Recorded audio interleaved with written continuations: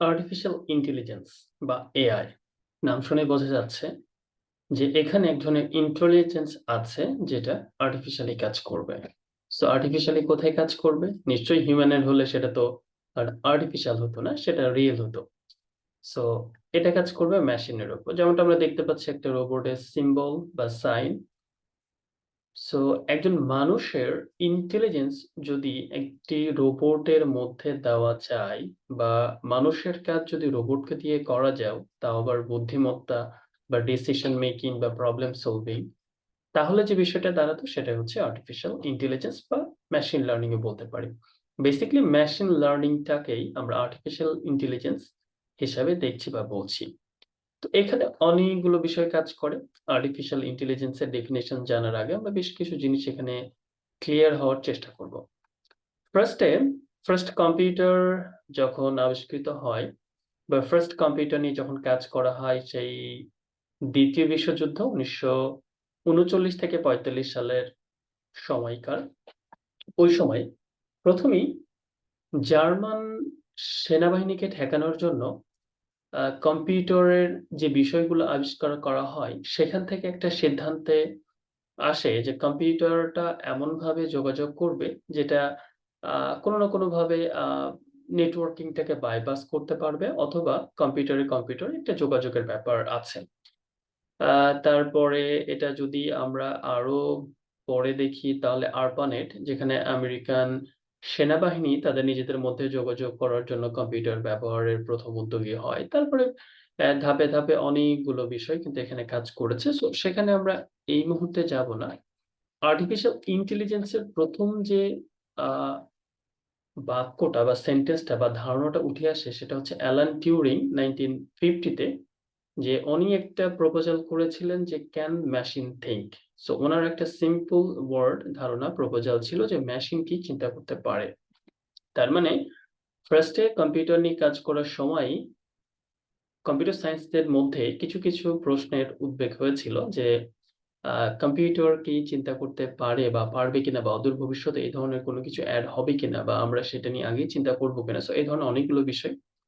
So এখন যদি আমরা বর্তমান সময়ের প্রেক্ষাপটে দেখি, চ্যাট জিপিটি অনেক বেশি আহ, জনপ্রিয় হচ্ছে, জনপ্রিয়তা পাচ্ছে, বা আগের অনেক রেকর্ড ভেঙে দিয়েছে, যে within a 5 months 1 million subscriber বলি বা আমরা কাস্টমার বলি হিট করেছে।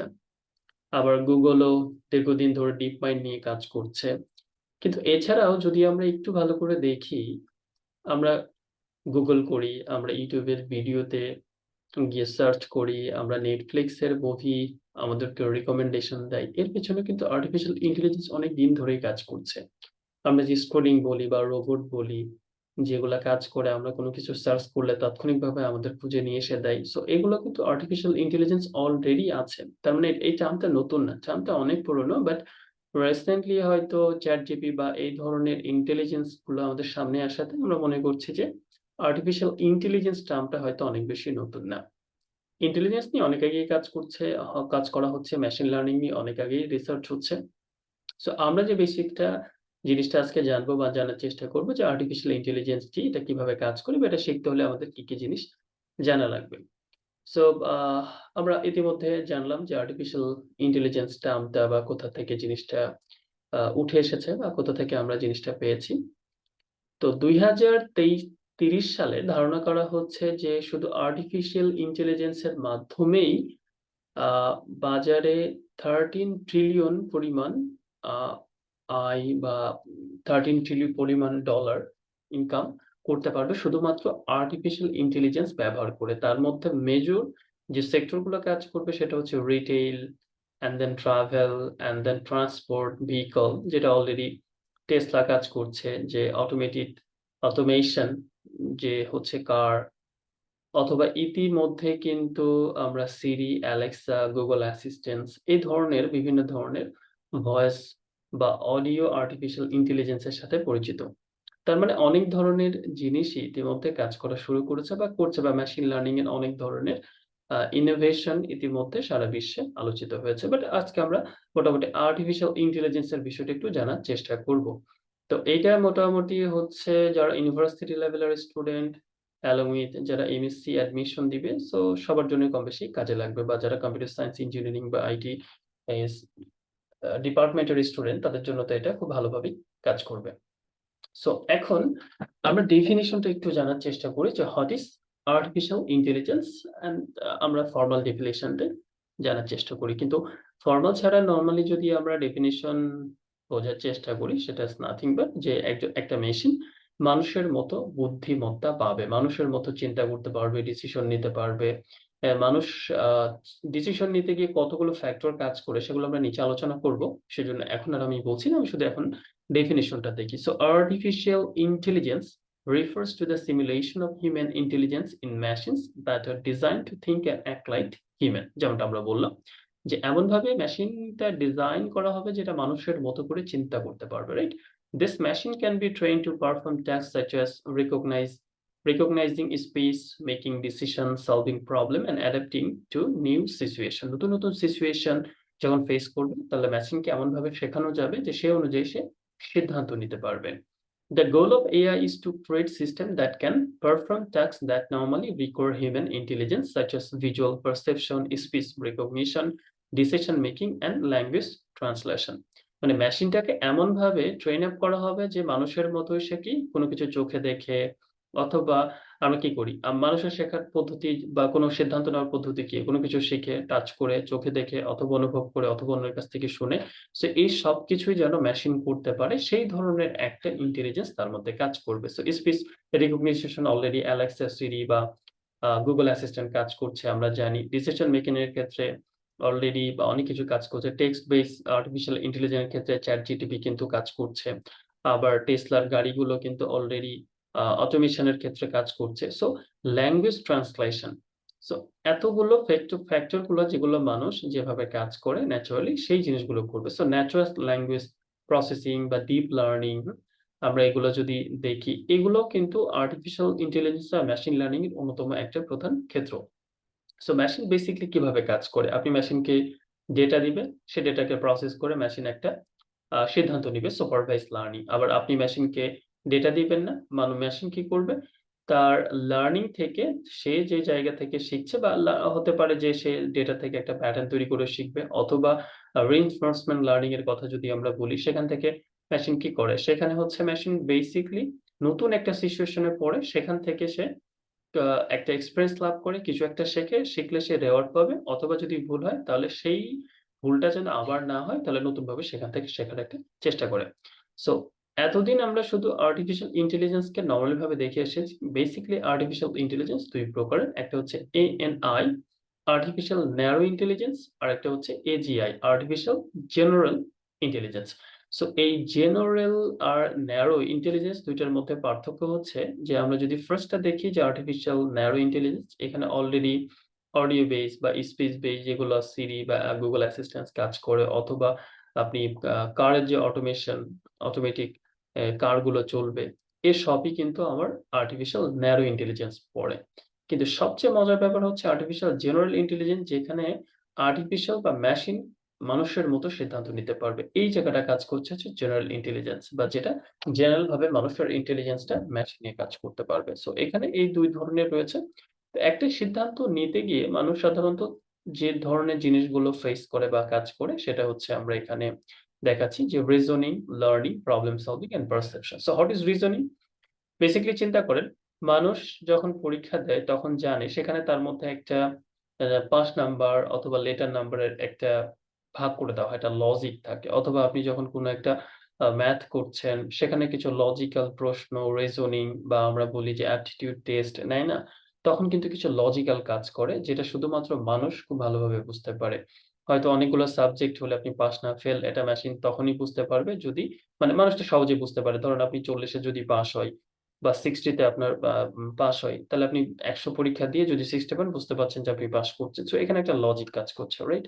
আবার অনেক ধরনের কিছু লজিক কাজ করে। লার্নিং, লার্নিং টা কি? মানুষ সাধারণত কোনো কিছু না জানলে নতুন কিছু শেখে। সো মেশিনও নতুন কিছু শিখবে। মানুষ কোনো কিছু আ ভুল করলে যখন আবার নতুন কোনো কিছু শেখে তখন সেই ভুলটা করে না। তাহলে মেশিন কখনো যদি ভুল করে নতুন কিছু তাকে যখন শেখানো হবে সে একই ভুল করবে না। ওকে। প্রবলেম সলভিং কোন একটা প্রবলেম হলে আমরা সেটা step by step uh solve করতে পারি। মেশিনের ক্ষেত্রে কোন প্রবলেম সে যখন ফেস করবে তখন সে কিছু স্টেপ ফলো করে জিনিসটাকে সলভ করবে। সলভ করার পরে সেইম প্রবলেমটা যখনই আবার সে ফেস করবে তখন সে অটোমেটিক্যালি তার নিজের সিদ্ধান্ত নিয়ে সে সলভ করতে পারবে। অথবা এই প্রবলেমটা কিভাবে করলে সলিউশন করতে হয় সেখানে সে ডেটা নিয়ে জিনিসগুলো সলভ করবে। এটা অনেক ধরনের প্রবলেম হতে পারে। পারসেপশন আমরা অনেক কিছুর উপর ডিপেন্ড করে যেমন স্পিচ বলি, আমরা দেখে বলি বা বিভিন্ন ধরনের আচরণ বুঝে বা যেভাবেই হোক একটা পারসেপশন এ আসি। আমরা বুঝতে পারি বা আমরা একটা ধারণা নিই সেখান থেকে কিছু প্রেডিক্ট করি, হ্যাঁ? এরকম হলে এমন হতে পারে। সো মেশিনও আসলে তার লার্নিং বা সবকিছু মিলে যে নলেজটা সে গেইন করবে, গ্যাদার করবে তার উপরে করে সে কিছু আ প্রেডিক্ট করবে, পারসেপশন নিবে। সো এই জিনিসগুলো আমরা ডিসিশন নিতে সাধারণত আমরা ফলো করি। পারসেপশন তখনই ডিসিশন নিই যখন আমাদের কোন কিছু সম্পর্কে ন্যূনতম হলেও আইডিয়া থাকে, এক্সপেরিয়েন্স থাকে, ধারণা থাকে। সো মেশিন এই জিনিসগুলোর উপর ডিপেন্ড করে সাধারণত সেই সিদ্ধান্তগুলো নিবে। সো এখানে ডিসিশন মেকিং ই হচ্ছে একটা প্রধান ফ্যাক্টর। যে আ সাধারণত এই এক্সাম্পল গুলো যদি আমরা দিই, কিছু সময় এমন হতে পারে বা কিছু দেশে অলরেডি আছে। সাপোজ ধরেন আপনি কোথাও ফুড অর্ডার করবেন। এনি কাইন্ড অফ ফুড হইতে পারে। তো ফুডটা যদি অনেক বেশি ফ্যাটি হয় বা একটু কোলেস্টেরল যুক্ত হয়, তাহলে আপনি যখনই অ্যাপে প্রবেশ করে আপনার ফোন নাম্বারটা দিবেন, তাহলে সেখানে কি হবে? এটা একটা ইমাজিনারি মনে করেন যে অ্যাপস বা কোন একটা দেশে হতে পারে বা হয়তো অদূর ভবিষ্যতে বাংলাদেশেও হবে। তো সেখানে আপনি যখনই আ মোবাইলে আ মোবাইল নাম্বারটা প্রেস করে আপনি হাই কোলেস্টেরল এর কোনো খাবার বা পিজ্জা ধরেন অর্ডার করবেন, তখন আপনার অ্যাপ সাথে আপনাকে বলে দিবে যে আপনার হচ্ছে কোলেস্টেরল অনেক বেশি হাই। কারণ আপনি অলরেডি ফোন নাম্বারটা যখন ইনপুট দিয়েছেন, কথা বুঝছেন। কিন্তু এরপরেও যদি এমন হয় যে এটা গভর্নমেন্ট বা অন্য কিছু নিয়ন্ত্রণ করে যেখানে যাদের এই ধরনের সিচুয়েশন এ আছে তাদেরকে পিজ্জা দিবে না। আপনি আবারও যদি ট্রাই করেন হয়তো বন্ধ করে দিবে। অথবা এমন হতে পারে যখন আবারও যদি আপনি জিনিসটা নিয়ে ট্রাই করেন সে তখন দেখাবে যে আপনি লাস্ট কবে আপনি প্রেসক্রিপশন নিয়েছেন, কি ওষুধ নিয়েছেন এবং সেই ওষুধটা আপনার শেষ হয়ে গেছে। দ্যাটস ওয়াই আপনার এখনকার সিচুয়েশন খারাপ। ওষুধ চললে হয়তো আপনি জিনিসটা খেতে পারতেন। তখন আমি কিন্তু অবাক হয়ে যাব যে কিভাবে সে ডেটাগুলো পেল, রাইট? আবার এমনও হতে পারে যে আমি যখন তারপরে জোর জবরদস্তি করে যদি আ জিনিসটা নিতে চাই, তখন সে আমাকে পেমেন্ট যখন করতে বলবে, আমি তখন পেমেন্ট বলব যে ক্যাশে মানে কার্ডে করতে চাই। তখন সে আমাকে ডেটা দেবে যে, "না, আপনার কার্ডের এক্সপায়ার্ড হয়ে গেছে অথবা আপনার কার্ডে ব্যালেন্স নেই।" রাইট? সো ওভারঅল এই জিনিসগুলো আসে বা আসবে আর্টিফিশিয়াল ইন্টেলিজেন্স এর জিনিসগুলো ব্যবহার করে। সো এটা হচ্ছে জাস্ট ইন্ট্রোডাকশন। আমরা কোন স্টেপে ফলো করে আর্টিফিশিয়াল ইন্টেলিজেন্স শিখতে পারি বা শেখার প্রয়াস নিতে পারি সেটা আমরা এখন জানব। সো ফার্স্ট এ আমাদের একটা সলিড আন্ডারস্ট্যান্ডিং থাকতে হবে ম্যাথমেটিক্স, লিনিয়ার অ্যালজেব্রা, ক্যালকুলাস বা প্রবাবিলিটি এই ধরনের ম্যাথের উপরে। দেন আমাদের কম্পিউটার সায়েন্স এর বেসিক কনসেপ্ট খুব বেশি ক্লিয়ার থাকতে হবে, specially the algorithm, data structure, programming language, specially Python.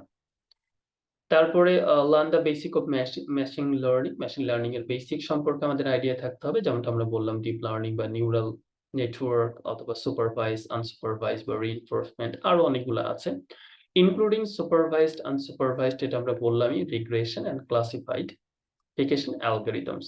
Familiarize yourself with popular AI libraries and frameworks such as TensorFlow, Keras, and PyTorch. Practice by working on a small AI project ছোট project আমাদের করতে হবে এবং gradually যে complexity থাকবে প্রজেক্টের সেগুলো face করতে হবে। আপ টু ডেট ডেভেলপমেন্ট বা আর্টিফিশিয়াল ইন্টেলিজেন্স এর ডেভেলপমেন্টের সাথে পরিচিত থাকতে হবে। বিভিন্ন ধরনের রিসার্চ পেপার পড়া থেকে শুরু করে অনলাইন কমিউনিটিতে পার্টিসিপেট করা যেতে পারে। Considering taking online courses on pursuing a degree AI or related field depending on knowledge and strengthen yourself. আপনি অনলাইন কোর্স করতে পারেন, ডিগ্রি নিতে পারেন, মাস্টার্স করতে পারেন, অনলাইনে বিভিন্ন ধরনের ডিপ্লোমা আছে সেগুলো করতে পারেন বা Coursera, Udemy র বিভিন্ন ধরনের কোর্সও করা যেতে পারে।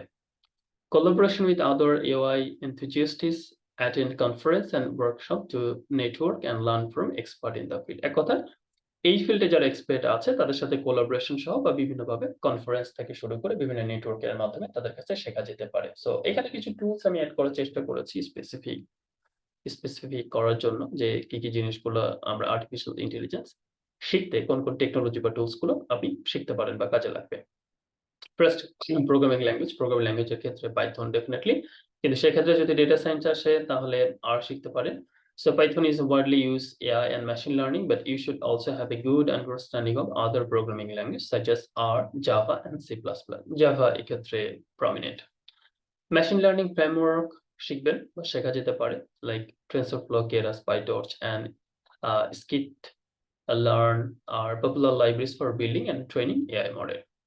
Data analysis and visualization tools যেগুলো আছে like Tableau, Jupyter Notebook, Pandas, Matplotlib, and clean and analyze data, great visualization.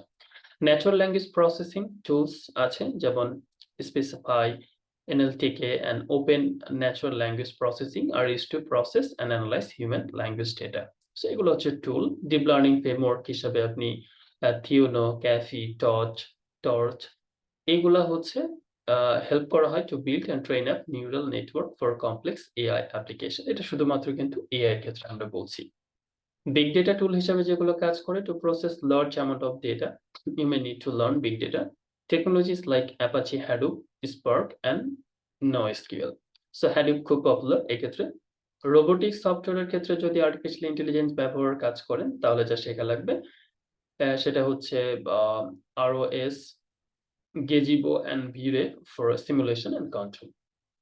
So এছাড়াও it is important to note that terminology and tool change rapidly in the AI field, so be prepared, continuously learn and stay up to date. মানে এই ক্ষেত্রে জিনিসগুলো এতটা বেশি change হচ্ছে সবকিছু, এত দ্রুত সবকিছু আমরা পরিবর্তন দেখতে পাচ্ছি, সেক্ষেত্রে যেকোনো মুহূর্তে যেকোনো কিছু চেঞ্জ হতে পারে। সেক্ষেত্রে যেন আমরা আপ টু ডেট থাকি, সেটা এখানে কিন্তু আমরা খুব ক্লিয়ার করে বলছি। মানে এই যে জিনিসগুলো এগুলো হচ্ছে আমাদের টেকনোলজি। আগেরগুলো ছিল রোড ম্যাপ বাই স্টেপ আমাকে কি করতে হবে। ফার্স্ট এ আমরা artificial intelligence basic definition and then types এই জিনিসগুলো দেখার চেষ্টা করলাম।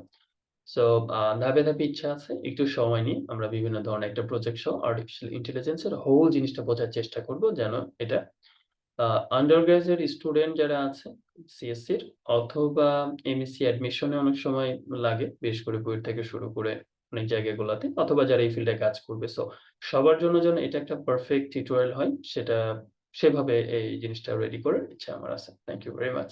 For the best. আল্লাহ হাফেজ।